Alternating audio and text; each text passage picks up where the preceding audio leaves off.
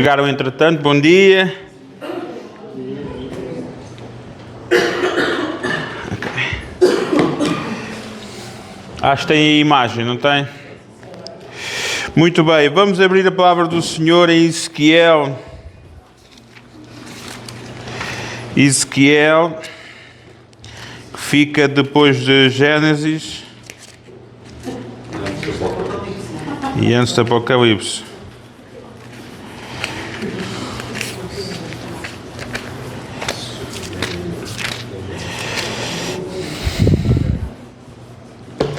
Muito bem, como vocês já encontraram, acredito. Ora, diz do verso 17 ao verso 31. Quanto a vós, ovelhas minhas, assim diz o Senhor Deus, eu julgarei entre ovelhas e ovelhas, entre carneiros e bodes. Não vos basta pastar o bom pasto, haveis de pisar o resto de vossos pastos. Não vos basta beber as águas limpas, haveis de sujar o resto com os vossos pés. Quanto às minhas ovelhas, elas pastam o que foi pisado com os vossos pés, e bebem o que foi sujado com os vossos pés. Por isso o Senhor Deus assim lhes disse: Eu mesmo, julgarei entre ovelhas gordas e magras. Visto que com o lado e com o ombro dais empurrões e com os vossos chifres corneais todas as fracas, até que as espalhais para fora. Eu livrarei as minhas ovelhas para que não sirvam mais de presa e julgarei entre ovelhas e ovelhas. Levantarei sobre elas um só pastor, o meu servo Davi, e ele as apacentará, lhes servirá de pastor. Eu, o Senhor, lhes darei por Deus, o meu servo Davi será príncipe no meio delas, eu, o Senhor, o disse. Farei com elas uma aliança de paz e acabarei com os animais da terra para que habitem no deserto seguramente e durmam nos bosques.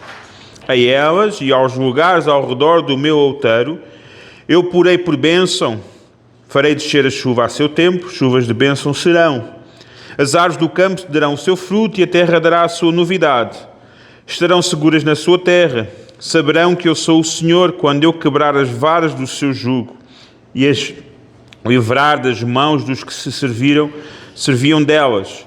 Não servirão mais de presa aos gentios e os animais da terra nunca mais as comerão. Habitarão seguramente e ninguém haverá que as espante. Levantar-lhes uma plantação de renome e nunca mais serão consumidas pela fome na terra, nem mais levarão sobre si o opróbrio dos gentios. Saberão que eu, o Senhor Deus, estou com elas e que elas são o meu povo, a casa de Israel, diz o Senhor Deus. Vós, ovelhas minhas, ovelhas do meu pasto, homens sois, mas eu sou o Deus, diz o Senhor Deus. Até aqui, amém? Então, hoje o tema da mensagem, e tentando pegar princípios que estão neste texto, porque este texto, mesmo que esteja direcionado para um povo específico, nós podemos retirar alguns princípios para a nossa vida, porque há pessoas que depois interpretam o texto, e nós temos sempre que perceber que quando nós estamos a ler alguns textos, eles podem não ser diretamente para nós, mas são princípios que nos trazem para a nossa vida e para a forma como nós devemos viver a nossa vida. Então, nós vivemos tempos em que as pessoas pensam primeiramente em si. E isso está acontecendo na igreja. Como eu muitas vezes já disse, que se há um anticristo, se há um espírito, seja o que for, tudo o que vai acontecer, acontecerá no meio da igreja, no meio daqueles que têm uma aparência de piedade. Se o anticristo vai aparecer, eu acredito que vai aparecer no meio de igrejas, ou daquilo que se diz igreja. Aquilo que nos vai enganar não será coisas que nós vemos de longe, que está errado. Será algo que vai nos parecer certo. Então, a Bíblia diz que no fim dos tempos muitos serão enganados. Então, nós sabemos perfeitamente que ao longo da história sempre há infiltrações, não as infiltrações que temos hoje na igreja, mas há infiltrações, não é, que vêm contaminar a nossa fé. E muita gente hoje vive uma fé que não é convertida. Não é convertida. Há pessoas que tocam na igreja, até há pastores que não se converteram. E porquê que eu estou sempre a dizer isto? Porque o processo de conversão é um processo que demora mediante a nossa entrega, mediante o nosso quebrantar. Quanto mais tempo nós demoramos, é por isso que quem leu o meu livro, logo no início, falo sobre um texto em que Jesus pergunta ao apóstolo Paulo, porque é que estás a recalcitrar? Ou seja, é quando nós não aceitamos as dores que vêm à nossa vida como processos de conversão. Quando nós somos teimosos e começa a doer, até que é o ponto em que vai secar tudo, em que nós, a nossa vida, aquilo que Deus nos queria dar vai chegando tarde e às vezes já não chega, porque nós continuamos a rejeitar a conversão, quebrantar o nosso coração. É por isso que nós hoje nos isolamos, nós hoje não queremos estar com irmãos, não temos vontade de estar com outras pessoas, porque isso é um espírito, começa um espírito assim, que é um espírito de isolar-nos. Porque nós achamos, porque estamos na internet, vemos pessoas, nós parece é uma fantasia. Mas quando nós relacionamos com pessoas, mesmo diferentes de nós vamos ser confrontados por duas coisas. Somos confrontados pela falta de amor dos outros e pela nossa falta de amor. E somos confrontados, e essas coisas depois vão fazer o quê? Vão mostrar o quão mau são os outros e quão mau nós somos. E nós não queremos, nós queremos viver por aparências. Nós pomos umas aparências, pomos umas fotos na internet, fazemos uns videozinhos, né? E depois dizemos, Deus está comigo. Não está nada. Porque tu não te sujeitas a Deus. Porque tu não queres saber de ninguém. Tu queres saber de ti. E isso não é ser cristão. Então, quando eu quero ser cristão, a partir do ponto eu tenho que colocar os outros em primeiro lugar. Eu coloco os outros em primeiro lugar. Isto não quer dizer que eu vou dizer que eu sou o coitadinho, que eu tenho que viver. Não é isso. Eu prezo pela vida dos outros. E eu procuro não ferir os outros. Procuro dar o melhor de mim aos outros. Procuro amar os outros. A Bíblia diz que maior é aquele que dá a sua vida pelos seus amigos, que dá a sua vida pelos outros. E Jesus disse, olha, um homem que dá a vida por uma boa pessoa é fácil, mas dar a vida por uma má pessoa é difícil. Mas esse que der a vida por uma má pessoa é reconhecido diante do Senhor. Então nós suportamos as ofensas, suportamos as rejeições, suportamos o mal que os outros nos fazem, mas permanecemos firmes. Porquê? Porque é esse o Espírito de Cristo. Cristo foi rejeitado, foi crucificado, foi ofendido, foi abandonado, mas Ele deu a vida por ti e por mim. Então ser cristão é mais do que eu colocar versículos bonitos ou fazer umas rezazinhas em casa. Sim, porque nós os evangélicos também temos as nossas rezas. Não é que haja uma grande diferença entre rezas e orar, isso é um termo que depois um dia podemos falar, mas nós às vezes dizemos palavras de clichê, não é? Nós dizemos frases como se... Não, porque Deus não quer. Como é que tu sabes Deus não quer? Deus pode querer. Não, porque Deus vai me ajudar. Deus vai estar. Nós dizemos frases tipo, é o que está tudo certo, Deus pode te ajudar, mas depende da ajuda que Deus quer te dar. O que nós dizemos, olha, seja feita à vontade de Deus, o que o Senhor fizer, eu aceito. Eu gostava que o Senhor fizesse isto, está tudo certo, Senhor, eu gostava que tu fizeste isso. Mas se tu não fizeres, Senhor, que eu não me afaste de ti. Que eu continuo fiel a ti, nos dias bons, nos dias maus, porque nada neste mundo altere o meu desejo por ti, Senhor. Este é o grande problema.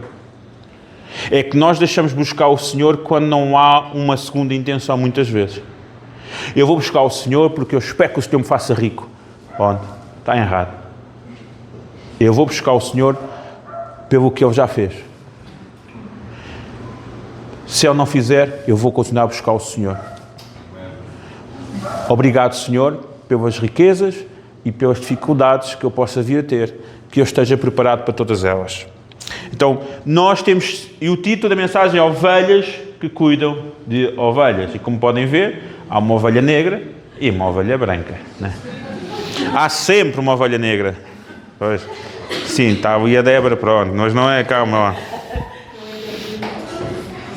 Mas há sempre, ou seja, e nós sabemos que este é o processo. Então, primeiro ponto, e antes nós, ou seja, num tempo de crise e confusão, Deus, Ele quer restaurar a essência do que é ser um rebanho de Deus, né? Mas a restauração não acontece apenas de cima para baixo. Muitas das pessoas esperam, não, mas o pastor... Não. O pastor, obviamente, tem de dar o exemplo, mas se o povo não se move... Se o povo não... Porque nós vou dar um exemplo. Nós às vezes pensamos assim, é verdade, nós olhamos para o povo no Egito e vemos que Moisés errou em algumas etapas. Mas tinha um povo também rebelde. Tinha um povo que... vai, né? Então... E imaginem isto, às vezes pensamos assim, mas o pastor, os 12 discípulos tiveram Jesus Cristo como seus líderes e eles fracassaram. Porque nos momentos mais difíceis eles o abandonaram. Então não venham cá com coisas, com vaidades, não, mas eu não vou abandonar. Se tu não compreenderes ao certo, vocês terem noção. Por isso que eu digo assim, o processo de conversão, os 12 discípulos estavam com Jesus, caminharam com Jesus durante 3 anos e eles não se tinham convertido ainda. E eles viam os milagres, viam Jesus agir e eles não se tinham convertido ainda. Um dos discípulos, não é que seja mais importante, mas teve uma função mais importante, que foi Pedro. Quando ele prometeu a Pedro, quando Pedro, na conversa, em que ele diz que não o vai negar, Jesus diz, olha, tu vais-me negar, porém, quando te converteres, fortalece os teus irmãos. Ou seja, se nem eles caminhavam com Jesus, se converteram, quanto mais nós que não vemos Jesus. E muitos de nós, às vezes, vamos chegar a passar 10, 15 anos de cristãos, e vamos perceber, eu não me converti ainda. Eu uso Deus como um amuleto. Eu não converti o meu coração. E o pior é que muita gente entende isso, já fez muita burrada. Já destruiu muita gente. Já pisou muita gente. E o meu desejo é que vocês não cheguem a esse ponto. Eu quero que vocês entendam. Não, e vocês identifiquem, olha, esta parte da minha vida eu já converti, esta parte não me converteu ainda. E depois, quando converter essa parte, vai logo surgir outra parte. E esta parte também não me converti ainda. Tenho de converter esta parte, tenho de dobrar, tenho de jejuar, tenho de dobrar o meu joelho, tenho de quebrantar o meu coração, tenho de ir à luta, porque isto vai ter de ser dominado pelo meu Senhor Jesus.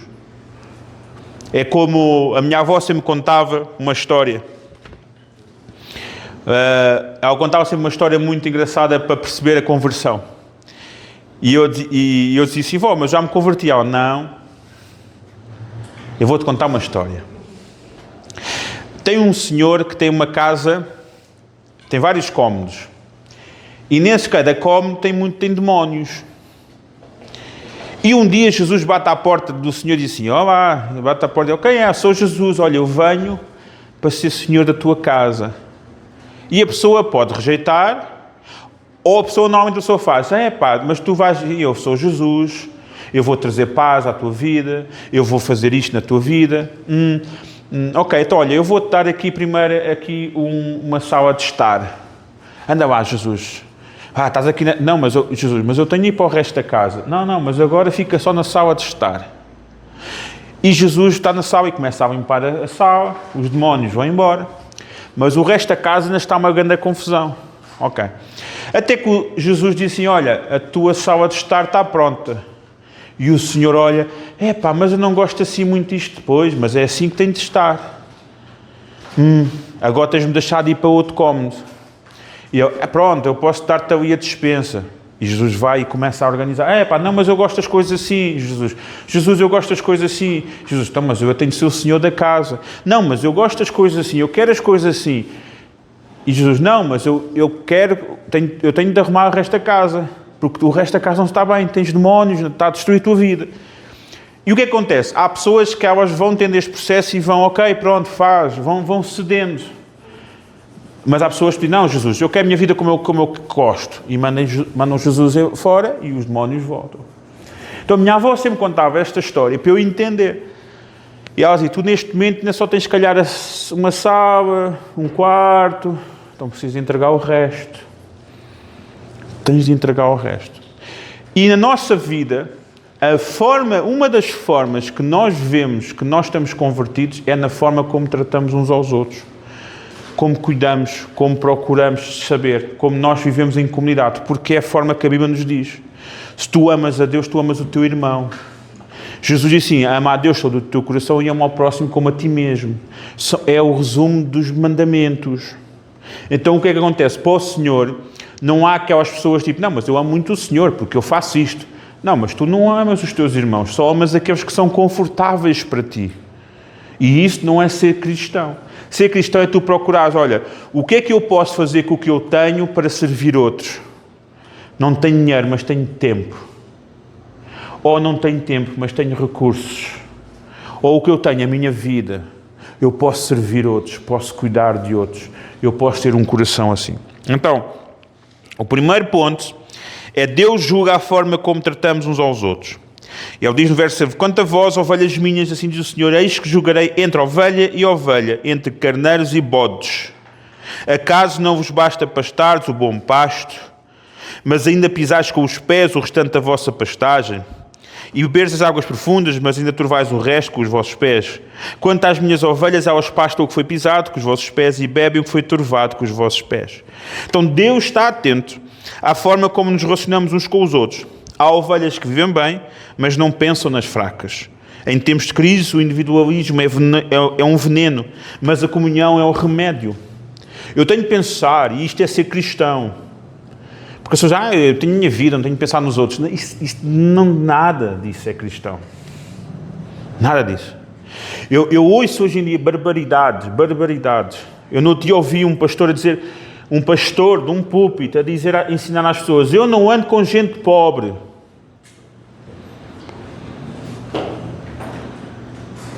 Porque nós somos a média com as pessoas que nós andamos. Eu pensei, não há ninguém naquela igreja que pega uma pedra e dá-lhe na testa assim, pum! Que arrogância! Não, nós damos-nos como, meu caro amigos, nós andamos com as pessoas que o Senhor nos traz e ensinamos elas a caminhar com o Senhor.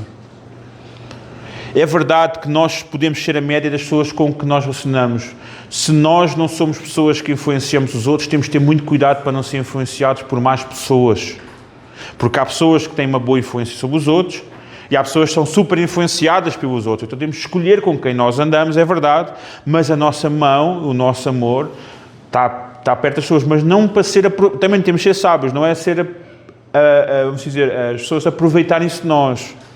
Temos de ser sábios. Temos de dar um passo de cada vez.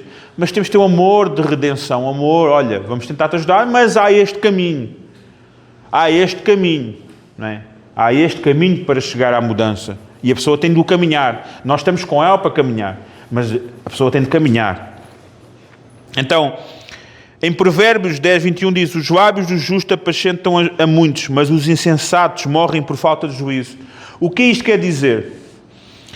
Quando nós somos justos, as nossas palavras e os lábios do justo, nós já falámos o que é ser justo diante do Senhor. Quando nós temos humildade, não vivemos presos em nós mesmos. Os insensatos são aqueles que não pensam. São aqueles que tomam decisões e não pensam num todo. Não pensam assim, ok, a minha decisão vai afetar os meus irmãos, vai afetar as pessoas. Eu tenho de guardar, eu tenho de proteger os meus irmãos. Se calhar há pessoas que eu não posso tomar decisões assim. Porque o Senhor tem-me dado estas pessoas. Às vezes pensamos, mas eu não estou a cuidar. Às vezes estamos a cuidar indiretamente. A nossa presença, a nossa disposição. Nós cuidamos uns aos outros. Às vezes estamos presentes. Olha, estamos aqui, bora lá, vamos juntos. Em tempos difíceis, precisamos de crentes que alimentam os outros com palavras de vida e não que os empurrem para a solidão ou que os desprezem. Ou que alguém o chama, não apetece ir, não quero ir, não quero estar. Nós estamos, eu vou estar, eu quero estar com vocês. Às vezes, hoje em dia, devido às redes sociais, as pessoas têm menos interesse em se relacionar. As pessoas não sabem se relacionar. Não sabem. E há coisas tão boas que nós já não vemos hoje. Por exemplo, ontem fomos a uma festa, uma família, e foi engraçado, nós andámos a falar e depois voltei meio algum senhor metia-se, brincava. Nós estávamos, você, é assim, não, tá. Tipo, outra geração. E eu reparava, eu sou muito observador, e reparava, tipo, miúdos, grupos de miúdos, 20 anos, tipo, lá no cantinho sempre a falar, e depois olhavam para as pessoas, riam, estavam a gozar, não sei o quê, e depois, tipo, a malta, tipo, o pessoal, tipo, na boa, a brincar, cantámos parabéns ao Duarte, e o senhor, para o ano estejam cá outra vez. Ou seja,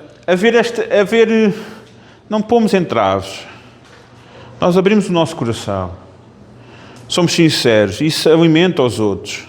Nós cuidamos, olha, eu não posso, olha, eu estou com esta dificuldade, olha, nós abrimos o nosso coração, sermos justos. O que é ser justo? Confessar os pecados, confessar as nossas limitações, confessar as nossas desilusões. Olha, pá, eu estou com este problema, ou estou com esta dificuldade. Não inventar, nós vivemos muito aparências, evitar isso ao máximo.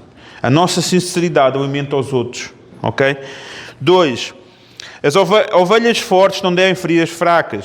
Diz lá no 21, 22, diz: visto como um lado e com o ombro andais empurrões, com as vossas pontas escorregais, escorneais todas as fracas, até que as espalhais para fora. Por isso livrei as minhas ovelhas, para que não sirvam mais de rapina, e julgarei entre ovelha e ovelha. Então Deus condena ao espírito de superioridade espiritual. Há feridos na igreja, magoados e exaustos. Muitos foram pisados por outras ovelhas, mas não fomos chamados para disputar espaços, mas para carregar os pesos uns dos outros. Nós não fomos chamados para disputar espaços, mas para carregar os pesos uns dos outros. Em Gálatas 6:2 diz: levai as cargas uns dos outros, assim cumprireis a lei de Cristo. Romanos 15:1, ora, nós que somos fortes devemos suportar as debilidades dos fracos e não agradar a nós mesmos. O que isto quer dizer? Mas eu quero é fazer isto, mas a responsabilidade é levar as cargas dos meus irmãos. E eu? Quando é que eu vou ser feliz? Quando é que a minha vida vai importar? A tua vida, quando tu convertes a Cristo, a tua vida é de Cristo. Já não sou mais eu, é Cristo que vive em mim. Amém. Conversão é isto. Não sou mais eu, é Cristo que vive em mim. A conversão é quando nós estamos na igreja e às vezes podíamos estar a fazer coisas que nos iam agradar mais a carne, mas nós recusamos. Mas eu tenho uma oportunidade de ir à Disneyland. Não, mas agora a minha igreja precisa de mim. Então a oportunidade passou. Vai no outro dia. O mais importante é eu estar com os meus irmãos, porque há uma crise, há uma dificuldade. Tantas vezes. Sacrificar-nos, nós nos entregarmos, não, eu vou levar a carga. Olha, eu preciso, eu juntei dinheiro para ir de férias, mas agora um irmão está sem dinheiro para pagar a renda, o dinheiro das minhas férias, toma irmão, eu não vou de férias, está aqui, bora. E as minhas férias, não há problema nenhum. O Senhor vai renovar as minhas forças e eu sei que Ele vai estar comigo. Quando nós nos convertemos, nós não dizemos assim, então e eu? Quando nós entendemos, o Senhor já pensou em mim. O Senhor já pensou em ti. O Senhor já pensou na tua vida. O Senhor sabe o que tu precisas. Quantas vezes nós desesperamos por ajudar os outros, mas gastamos dinheiro em coisas inúteis. Às vezes em coisas simples que nós podíamos poupar na nossa vida. Como acordar mais cedo, preparar o almoço, não, vamos comer fora, porque tenho preguiça de fazer um almoço. Ou seja o que for, coisas simples que às vezes nós queremos ter luxos e dizemos, não, mas não posso ajudar o irmão porque eu também preciso das minhas coisas. Meu caro, quando nós temos Cristo, nós sabemos o que é que nós precisamos, é dele. E certamente o Senhor vai cuidar de nós no seu tempo certo. E temos de nos alegrar, Senhor, tu sabes, eu já entendi, Senhor, eu já entendi que não é sobre mim, é sobre ti. Eu já entendi. Conversão é quando tu deixas de acreditar em ti mesmo. Conversão é quando tu deixas de te preocupar com a tua felicidade. A minha felicidade, como Jesus disse, o alimento. Qual é o meu alimento? Fazer a vontade do Pai. O que é que me alimenta? Fazer a vontade do Pai. E uma coisa é certa, Deus não deixa nada. Não nos deve nada. aquilo que nós colocamos aos pés do Senhor. Senhor, Tu sabes, tudo o entrego, tudo o que eu dou, tudo o que eu... para Te servir os outros, amar os outros, ser sincero com os outros, estar ao lado dos outros, cuidar, amar, servir. O meu foco é mostrar que eu Te amo através da minha relação com os outros. Não há outra forma. Às vezes temos todos nós maneiras diferentes de estar. Uns é mais fácil de ligar, outros são mais afastados, mas todos nós podemos dar mais uns aos outros. Por isso as fortes não devem ferir as fracas, antes pelo contrário. Terceiro ponto, a restauração começa com a rendição ao verdadeiro pastor. Estabelecerei sobre elas um só pastor, o moço servo de Davi, e ele as apacentará e lhes servirá de pastor.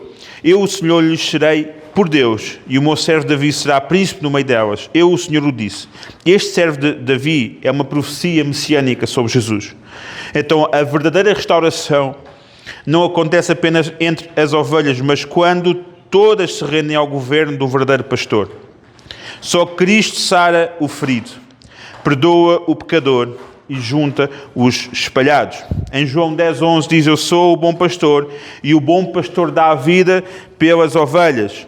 Em Mateus 9:36 diz: vendo ele as multidões, compadeceu-se delas, porque estavam aflitas e exaustas, como ovelhas que não têm pastor. Por isso precisamos olhar para Cristo, não para nós mesmos. Só Ele tem o poder para nos unir, restaurar e transformar. Então, a restauração, a conversão da nossa vida, ela começa com um pastor. Nós nos rendemos a Jesus, nos rendemos a Ele, ao nosso pastor, todos os dias. Quando o nosso desejo vem, quando a nossa fragilidade vem, em todo momento, nós estamos: Senhor, dirige a minha vida, que eu não tome nenhuma decisão precipitada, que eu não seja o Senhor e Senhora da minha vida, que sejas Tu. Senhor, converte o meu coração, os meus anseios, as minhas vontades. Converte, Senhor. Que seja tudo Teu. E sem oração, sem uma vida de consagração, sem uma entrega, isso não acontece. Não há magias, não há, mas eu vou à igreja, eu ouço o pastor, meu caro, não é a pregação que eu estou... A minha pregação aqui é só uma direção. Tudo o resto cabe a vocês seguir, cabe a vocês ir buscar. Há coisas que eu não serei eu-vos a vos explicar, porque vocês não vão conseguir entender. Tem de ser o Espírito Santo. Tem de ser o Espírito Santo a trabalhar no vosso coração. Tem de ser o Senhor a trabalhar na vossa vida. Se vocês não procurarem, não vai acontecer nada. É como se fazer eu estou-vos a dar os ingredientes e a receita, mas vocês têm de fazer o bolo. Vocês é que têm de cozinhar as coisas, vocês é que têm de mexer, têm de esmurrar. O apóstolo Paulo dizia assim: eu esmurro-me a mim mesmo. Eu me esmurro para não ser em vão. Ou seja, ele se esmurrava a si mesmo. Figuradamente, acredito, não é? Então, mas eu me esmurro. É por isso que nós temos práticas de jejum, nós temos essas coisas para que nós dominamos e não sermos dominados pelos nossos desejos. Sejam eles quais forem, nós somos radicais nesse ponto. Não, eu não posso ser dominado por nada deste mundo. Quem me domina é o meu pastor, é o meu Senhor, é Ele que está sobre a minha vida. Eu me rendi a Ele e me rendo constantemente. Então a nossa vida deve ser assim. Então não há forma, não há uma magia se cada um de nós não for procurar este mesmo ideal para a nossa vida. Porquê? Porque, lá está, se não estivermos rendidos ao mesmo pastor, ao mesmo Senhor, estivermos orgulhosos, presos, cada um com a sua agenda, cada um... Não, Senhor. É muito difícil. Porque depois o que é que vai acontecer? Depois vais-te conseguir sentir de parte, vais sentir-te afastado. Porquê? Aqueles irmãos são tão amigos, não sei o quê, mas depois eles convidam-te, vêm estar connosco. Não, mas eu não quero, tenho outras coisas que eu quero fazer. Não, e depois vives tipo, como é a Floribela, né? Falas com... Mas eu falo com Deus. A Floribela falava com a árvore, né? A árvorezinha bonita. Mas agora sabem que isso agora, há uma terapia que faz isso agora, não sabiam? Pessoas a falar com as árvores. Eles até fazem assim: árvore, dá-me uma festinha. E depois eles... Mas muitos de nós fazemos igual com Deus. Nós rimos disso, mas nós fazemos igual com Deus. Nós estamos a falar com Deus e dizemos: ai Deus, faz isto. E depois nós contentes: Deus fez o que eu pedi, Deus é tão bom. E se Deus não fizesse o que tu pedisses? Pois... Eu nunca vi ninguém dizer: Deus é tão bom porque Ele não fez nada do que eu lhe pedi. A única pessoa que eu ouvia dizer isto foi a minha avó.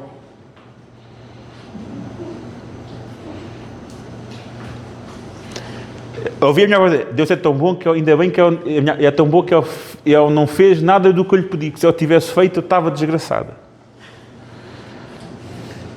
A única vez que eu pedi, não era crente, e pedi a Deus que Ele fizesse algo, desgracei a minha vida. Foi no dia em que eu vi o teu avô. Tinha 16 anos e estava com uma amiga e ela contava isto muitas vezes. Ainda bem que ele não fez mais coisas que eu pedi. Foi a única vez. Eu tinha 16 anos, estava em Angola, à frente da casa, com a minha mãe, a mãe da minha amiga e a amiga. Éramos miúdas. E passou um senhor com um grande carro descapotável e a amiga disse: ai, que Deus me desse um homem assim. E a seguir passou um homem assim todo mota, calças, botas de motoqueiro, não sei o quê. E a minha avó disse: que Deus me dê um homem assim. E passados uns meses, a amiga dela conheceu o tal homem do carro descapotável e ele fez uma festa e ela levou a minha avó. E a minha avó na festa conheceu o meu avô, que era o motoqueiro. E o meu avô era malandro, né? A minha avó, aos 33 anos, estava divorciada com 3 filhos. E eu tinha-lhe traído muitas vezes, esteve preso, né? Então nós temos que ter muito cuidado. Senhor Jesus, que nada do que eu te peça que me for afastar-te ou me fazer mal, não faças. Faz apenas o melhor. E ensina-me pelo menos a pedir o que é o melhor. Não é? Então nós temos que ter cuidado. Nós temos que perceber isto. E converter o nosso pastor, o Senhor é o meu pastor, o Senhor faz o melhor com a minha vida. Porque se for eu a fazer, eu vou estragar. Às vezes fazia: eu preciso de uma segunda oportunidade, de uma terceira oportunidade. Não, tu precisas de Jesus. Porque se tu fores fazer o terceiro, vais errar outra vez. Não te iludas. Não te iludas. Por fim, 4º ponto. Uma nova realidade entre o povo de Deus. 25, 27 diz: farei com elas aliança de paz e acabarei com as feras da terra. Habitarão seguras no deserto e dormirão nos bosques. Darei bênçãos ao redor do seu monte, farei descer a chuva a seu tempo, serão chuvas de bênção. As árvores do campo darão o seu fruto, a terra dará a sua novidade. Então estarão seguros na sua terra. Quando há unidade, cuidado, rendição ao pastor, Deus derrama bênçãos, paz e segurança. O ambiente muda. Passamos da crise para a colheita, quando há unidade, quando há cuidados. Então o Salmo 133, verso 1 a 3 diz: oh, quão bom e quão suave é que os irmãos vivam em união. Ali o Senhor ordena a bênção e a vida para sempre. Então, esta é a realidade que há entre um povo que vive cuidando dos outros, procurando saber. Mas não digas que eu sou assim meio desligado. Meu caro amigo, aprenda a ser ligado. Todos nós temos formas diferentes. Às vezes somos tristes, é verdade. Mas às vezes uma mensagem. Olha pessoal, obrigado, olha, ainda bem, olha, vou de férias, mas vocês, Deus tenham um bom culto. Estarei a orar por vocês. Irmão, olha, sei que estás a passar uma dificuldade, eu estou a orar por ti. Força. Ânimo no Senhor. Olha, lembrei de ti, estive a orar. Olha, vou orar por ti, algum assunto. Mas eu sou meio desligado, meu caro amigo. Quando nós temos Cristo, a nossa vida muda, não sou eu. Eu já não sou eu. Às vezes faço coisas que eu não quero fazer, que eu não me sinto confortável a fazer. Não me sinto confortável a fazer. Há coisas que eu não me sinto muito confortável a fazer. Eu faço porque sim tenho de fazer. Mas assim não é natural. Meu caro amigo, nada na tua vida, a maior parte das coisas na tua vida não são naturais. É tudo fabricado. Estás preocupado? Vai ter com os outros. Abre o teu coração. Olha, desculpa, às vezes posso fazer isto, mas é mesmo... Mas quero dar-me o melhor, quero cuidar, quero estar. Queremos caminhar juntos, quero aprender contigo.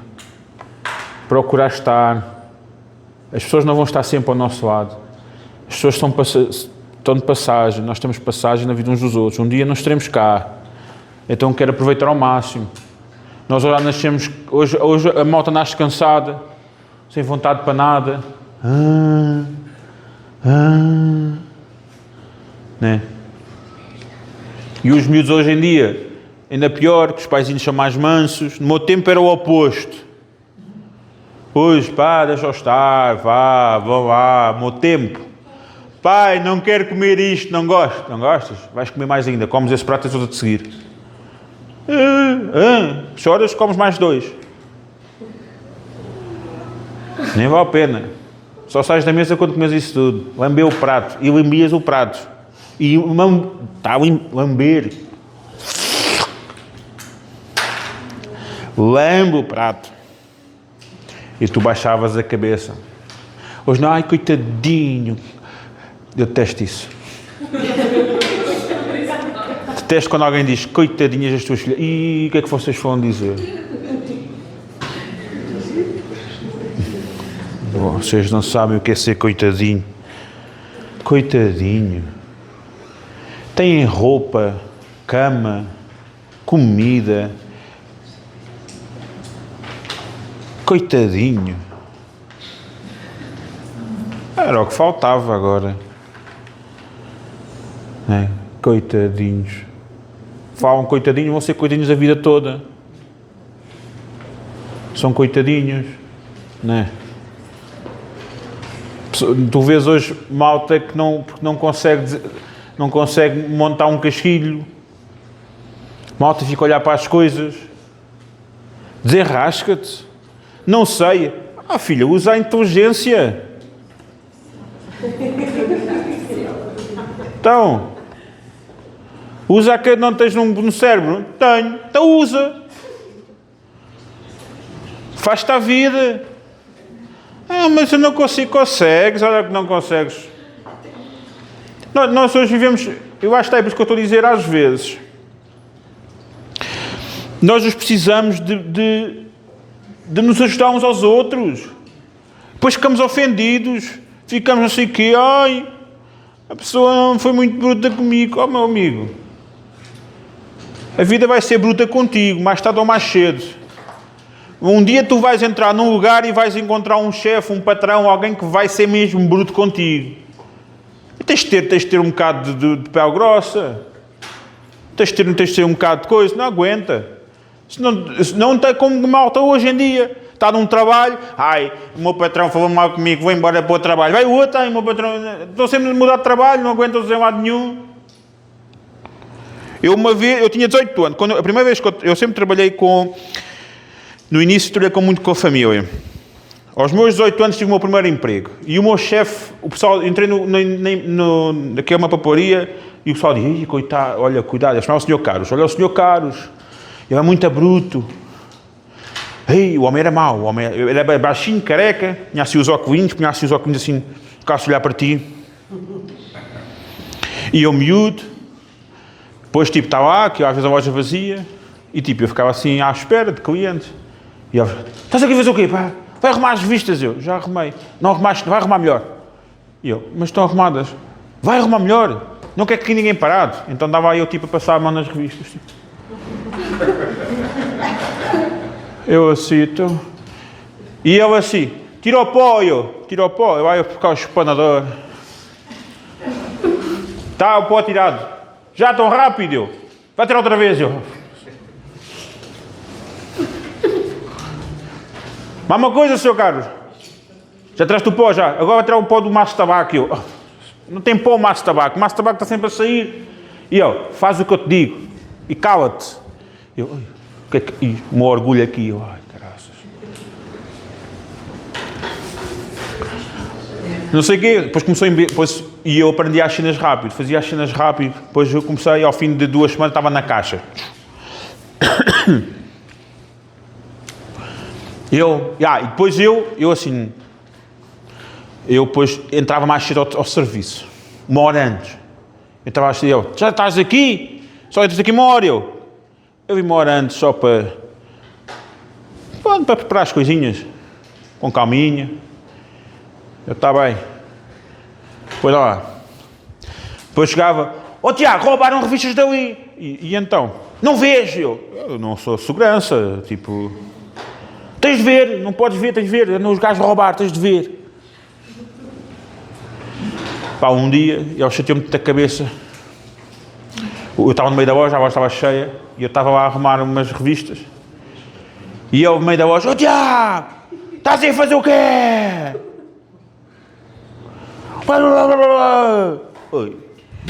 Eu, não, hoje vou falar com ele. Entrar lá no escritório, estava aí sentado o Sr. Carlos, com todo o respeito. Você tem idade para ser meu pai, meu avô. Mas eu não lhe falto ao respeito. Então eu digo-lhe, eu sou um trabalhador exemplar, venho mais cedo, saio mais tarde e não lhe peço horas extras. Dou o meu melhor. O que eu lhe peço é respeito. Não fale comigo assim à frente dos clientes.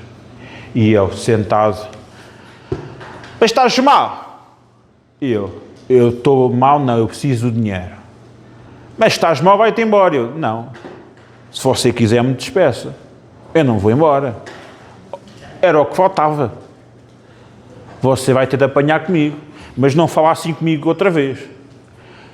Eu vou pensar na tua situação. Eu agora vou de férias. Quando eu vier de férias, eu vou pensar se não te vou despedir. Eu penso o que você quiser. E ele foi de férias, 2 semanas. Quando voltou, 2 semanas sem ele, já eu dominava aquilo tudo. Entrava mais cedo, organizava as cenas, percebia aquilo tudo. A filha dele também era a chefe da loja. A filha dele, tipo, ia embora, chegava de manhã, Tiago, está tudo ok? Eu, tudo bem. Estou a dominar isto tudo já. E ele, quando chegou, eu mostrava-lhe, tipo, tudo. Olha, está a ver, olha, as revistas baixaram os roubos, apontei aqui isto. Eu, fizeste isto? Claro. Se você vai me mandar embora, vai sentir minha falta. E eu, mas não te vou mandar embora, estava a brincar contigo. Foi a primeira vez que o vi a rir para mim. Passado 1 semana já me levava para ir almoçar com ele. Tiago, vamos almoçar os dois? Senhor Carlos, vamos almoçar os dois? E a chefe, estou aqui há 7 anos, nunca me vou almoçar. É uma senhora velhota que trabalhava lá. E eu, estás-me a quê? Ia com ele. Depois eu assim, no almoço, estou a passar algumas dificuldades, se calhar vou precisar da tua ajuda, eu já estou a receber o almoço. Eu sei que tu entras às 8, mas vou precisar que eu às 6 da manhã vou-te pegar. Porque vamos ter de ir a pescar de manhã os jornais a outra paparia, porque esta aqui está com dívidas e não sei o quê, não é? E eu, está bem, pego-me às 6 da manhã, eu ia à casa, ia com ele, com paciência, às vezes até ele não conseguia, então ia eu apanhava os transportes, levava uma mochila, metia revistas na mochila, ia a transportes para abrir a livraria, até que ele tipo, gostava tanto de mim, que quem comecei a ter problemas com a filha dele, começou a ter ciúmes de mim. E eu, porque o pai só falava comigo as coisas dos negócios, com ela já não falava. Um dia eu usei um agrafador para agrafar os papéis do Euromilhões de um cliente, ela cobrou-me o agrafo. E eu disse, eu pago o agrafo. Não seja o teu problema. Paguei-lhe, dei-lhe 20 cêntimos pelo agrafo. Um agrafo. Está aqui, ela pôs o dinheiro na caixa. Isto não se agrafa. Isto os agrafos custam dinheiro. Está tudo bem. Até que um dia em que eu quis ir fazer missão para os Açores. Só que eu não tinha comido, precisava de dinheiro, não podia sem dinheiro. Então eu entrei no escritório e disse ao Senhor Carlos, tenho uma notícia para si. Você sabe que eu sou crente, sabe que eu sou cristão. Sim, eu sei. Eu quero que você me despeça. E eu, porquê que eu vou te despedir? Eu preciso de ti. Eu sei, mas eu não quero ficar mais. Eu, é minha filha. Mas não é só. Eu quero ir para os Açores fazer missão, 1 mês. Mas eu quero ter o fundo de desemprego pelo menos, para me aguentar esses mesinhos que eu vou. E ele, está tudo certo. Vou-te passar, vou fazer isso para ti. E ele fez. E no fim, quando ele passou uma carta, ela chorou. Então nós mudamos os ambientes. Nós mudamos os ambientes com oração. E foi um trabalho que testou muito. Porque eu tinha, por exemplo, uma parte do trabalho em que tínhamos revistas pornográficas. E eu tinha de ver folha a folha se não estavam estragadas quando elas tinham de ser devolvidas. Então, a minha colega, eu ia lá, ela, Tiago, tens de ir? Eu ia. Então era eu tipo assim. Não está rasgado. Não está rasgado. E ela ria-se. Tu és rapaz, tens de olhar para isso. Não preciso olhar. Está muita javardice aqui. Tipo. Mas aguentava. Porque quando nós entendemos isto, nós cuidamos dos que estão fracos, com alegria. Nós cuidamos, nós suportamos, nós amamos. Porque o nosso Senhor é Jesus Cristo. Nós mudamos os ambientes onde nós estamos. E eles não devem ficar piores com a nossa presença. Devem ser impactados. Podem às vezes ser confrontados, não querem mudar, ok, mudamos nós. Mas ao menos há uma reação, há uma mudança que deve acontecer. Amém? Vamos ficar em pé.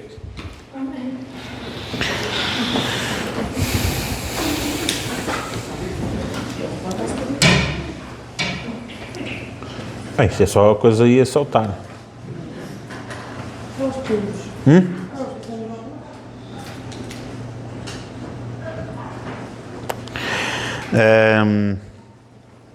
Nós vamos orar ao Senhor e dar a mão à pessoa que está ao teu lado. E vamos orar ao Senhor. Amém? Pai, ajuda-me, Senhor, a ser uma ovelha que cuida e que não pisa, que se preocupa e que não ignora, que não vive na indiferença.